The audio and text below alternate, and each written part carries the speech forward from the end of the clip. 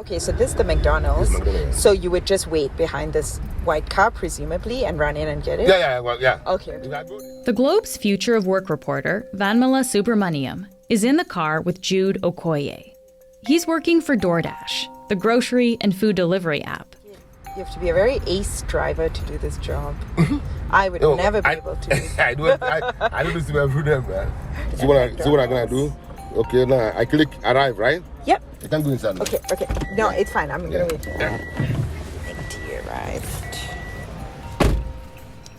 Vanmala wanted to get an understanding of how gig workers, like Jude, get paid. The delivery apps they use are highly dependent on AI, and that means a worker's pay is decided by an algorithm. But how the algorithm decides remains a bit of a mystery. Today, Vanmala is on the show to explain what we do know about how this works and why labor experts are worried about AI being in charge of a worker's pay. I'm Menaka Raman-Wilms, and this is The Decibel from the Globe and Mail.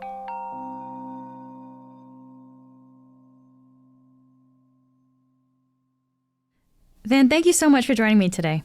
Thanks so much for having me, Menaka. So you spent time with Jude Okoye while he was working for the DoorDash delivery app. Can I ask you, what was it like going around with him? Yeah, it was an incredibly interesting experience for me, someone who has never been a food delivery career. I think what I was most struck by was the pace at which Jude moved. He was constantly looking at the clock, constantly trying to cut his minutes down, doing mental calculations of, if I get this done in 3 minutes, that slices 2 minutes off, a full hour, and I will presumably get paid more. That was kind of what's always on his mind. But really, it was very impressive because it is not an easy job. These guys, they start their days really early. They are sometimes working up to 12 hours a day, not consecutively, but, they're out of their house for 12 hours. They are dealing with traffic, people living in condos with limited parking where you have to go up and deliver their food to the exact unit to guarantee yourself a good tip. You have to deal with restaurants that sometimes keep you waiting on their orders. Even shadowing him, I truly felt quite exhausted after doing 2 4-hour shifts with him. Yeah. So tell me about Jude, though. What did he say about why he does this work? Yeah, so Jude's a very interesting person. He's Nigerian. He immigrated to Canada back in the late 90s, spent much of his time working in the warehousing industry. In 2018, he started using delivery apps. He basically told me that he really enjoys the flexibility of the job.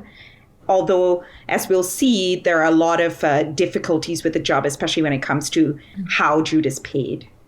Let's talk about how these apps work then from their side, because I think a lot of us know how they work from the user side, right? If we're ordering Ubers or food, we open the app, we choose what we want. It shows up at our door, really, right? It's as easy as that. But let's break it down from the worker side here. So Jude is working for DoorDash. So how does the process work for him on the app? All right. When Jude starts his shift, he parks at a certain part of Toronto where he wants to start delivering in. He logs into his app. The app then asks him, what zone do you want to deliver in? He clicks on Midtown Toronto. Then he waits. And this is what is really interesting. When I shadowed Jude, we started at 11 a.m. He waited 20 minutes until he got the first order generated to him. So keep in mind that the delivery couriers, have no control over getting an order. They are sitting in their car waiting for the app to send them an alert, which then says, you have received an order. Would you like to accept?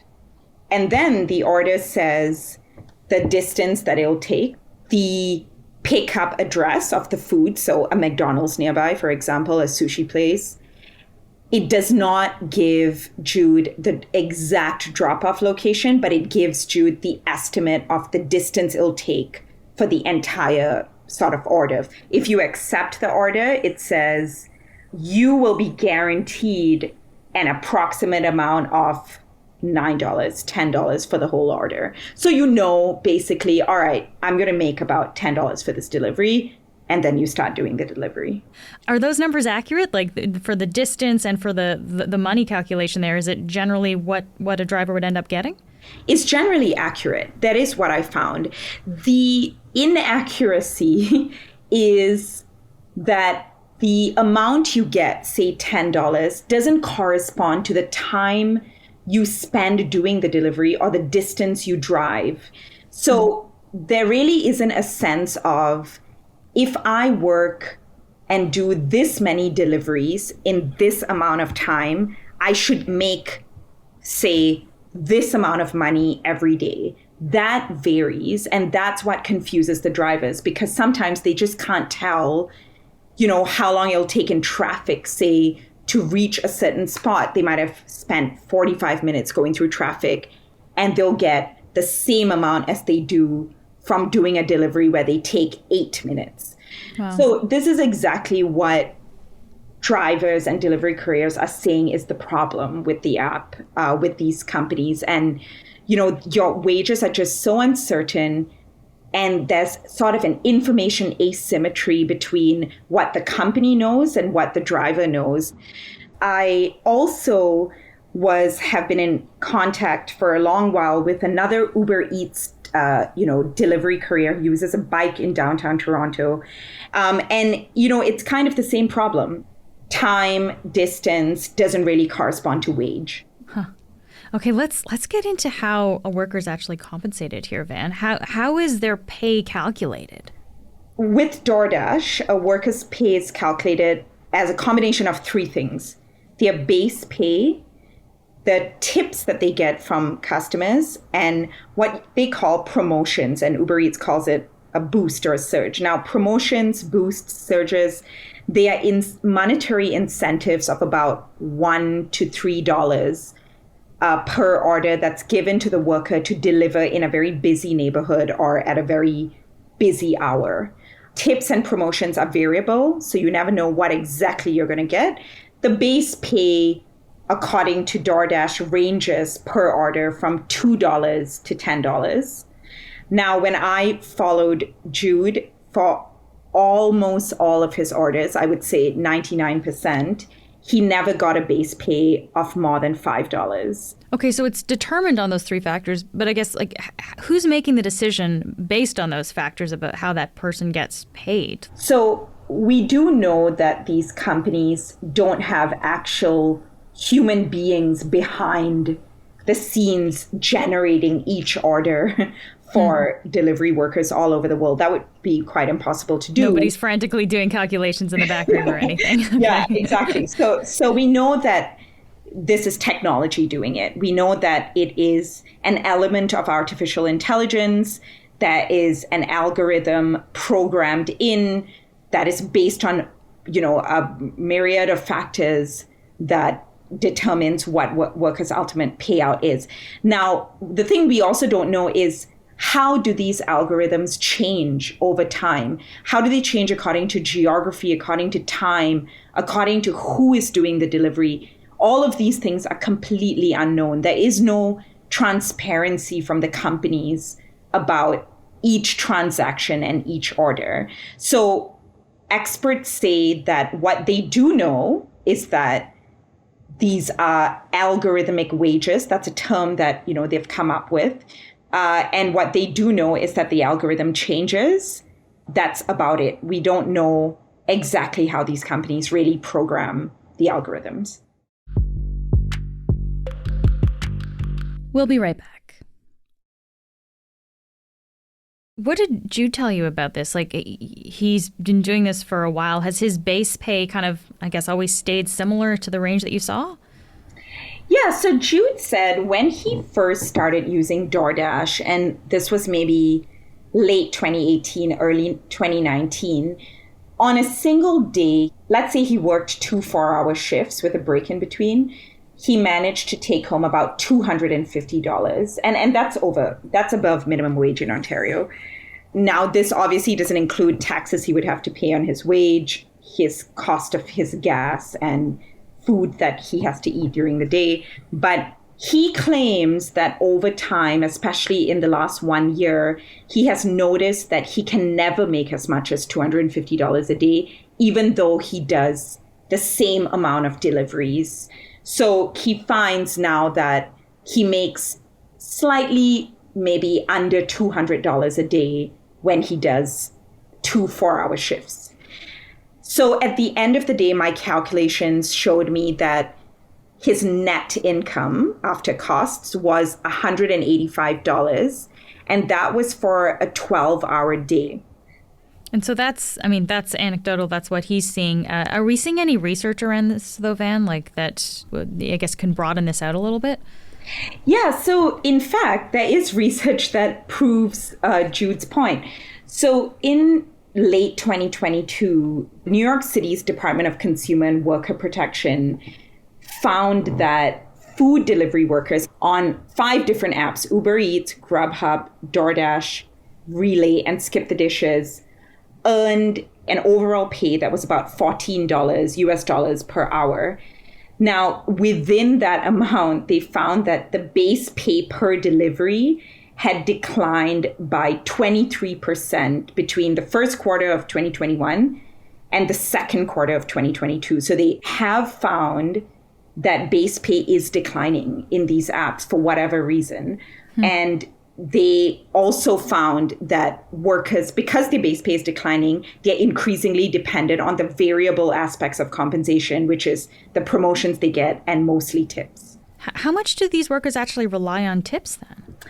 Yeah, so what's fascinating is in this entire excursion I did with Jude, he made more than 50% of his wage from tips. More than half. Wow. Exactly.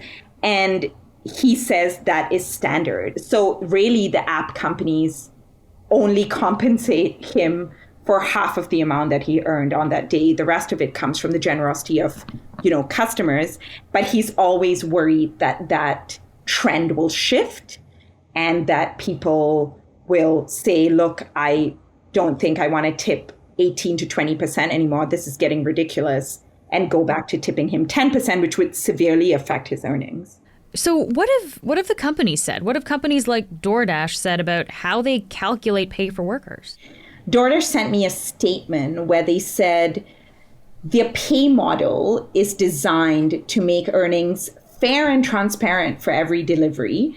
And they said that they do provide dashers, so their food delivery couriers, with a clear understanding of potential earnings on each order, and more importantly, the flexibility to choose how they deliver. They also gave me a numerical figure saying that on average last year, DoorDashers earned over $27 per hour while on delivery, and that included tips.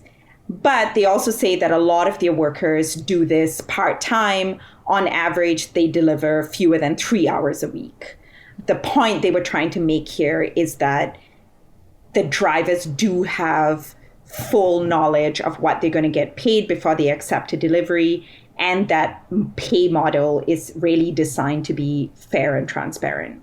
Okay. And what do we know about the revenue of the companies behind these apps? Are they making a lot of money on this? I found that Uber Eats in particular saw a revenue surge of about 23% between the first quarter of last year, 2022, and the first quarter of 2023. 23% is a substantial increase. Now, DoorDash, their overall revenue, again, from last March, 2022 to this March, increased by 40%. So these companies are starting to make a lot of money. It took a lot of time for them to break even, but they are generating more revenue than they used to. Yeah. workers who are delivering for these companies are not making any kind of minimum wage, right? Usually there's provisions in place for other workers, but not necessarily the case here. I wonder, though, because we often look to government to regulate these kinds of things, are there any government policies that the labor experts you were speaking to, Van, that they think should be considered to actually help make these wages more equitable for these workers? Yes, so there are a couple of legislative battles going around in North America that's pushing for workers to essentially just get paid a minimum wage per hour, which would really give them some sort of consistency and predictability to what they're going to earn. Now, in Ontario, there is a bill that's been passed, and that basically calls for delivery workers and rideshare drivers to be paid a minimum wage, but the caveat being only for the time they spend doing the delivery and not for the time that they spend idle, kind of waiting for a delivery. And labor advocates say that doesn't do the trick, because that essentially doesn't compensate them for time that where they're on the job, but through no fault of their own, they're just waiting for orders. More interestingly, in New York City last month, they instituted a minimum pay standard that was very generous, of $17.96 US dollars per hour. Doesn't matter if you're idle in that hour. And, that amount was considered a win for gig workers. Yeah. It's interesting because we're hearing about AI being used in so many different ways now, algorithms being used in so many different ways as well.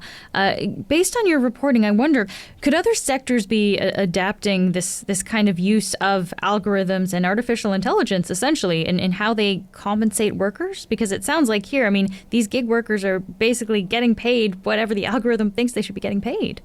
There are workers in the US in certain hospitals, nurses, who get compensated based on algorithms for the kind of work that they do, the procedures that they do, a combination of that and the shift, the length of time that they work. So there are little examples popping up here and there where your base pay is being decided by a machine and not by a human being.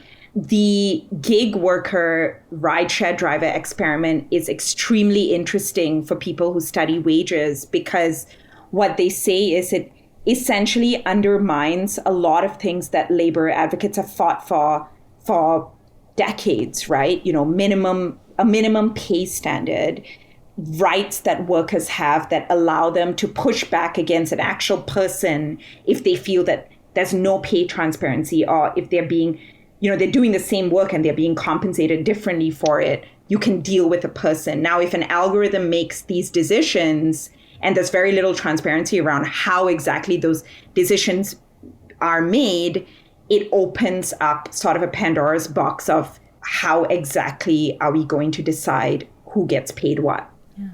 Just very lastly here, Van, I wonder, how does Jude feel about how he's being treated in this line of work? He feels, on the one hand, grateful that he has an option of making money in a way where he doesn't really have to apply for a job and go through an interview process and deal with people. So he likes that aspect of it and the flexibility. What he feels very upset about and frustrated about is that he just doesn't feel that he's getting paid enough for what he does. And when I specifically asked him, what would you want to see yourself make? He says that he just wants the base pay per delivery to increase. And if that happens, he has more predictability about what he's going to get paid per order, which then allows him to plan his day better. But when I asked him, do you feel like the solution is you becoming designated as an employee? He says, sure, as long as that doesn't take away the flexibility of me doing the job. He doesn't want to be wedded to an employer for a full 8-hour day. He wants to be able to log in and off the app. So it's a bit complicated, but fundamentally, Jude feels that he's being underpaid. Van, thank you so much for your reporting here and for taking the time to speak with me. Thank you so much for having me. That's it for today. I'm Menaka Raman-Welms. Our summer producer is Nagin Nia. Our producers are Madeline White, Cheryl Sutherland, and Rachel Levy-McLaughlin. David Crosby edits the show. Adrian Chung is our senior producer, and Angela Pacenza is our executive editor. Thanks so much for listening, and I'll talk to you tomorrow.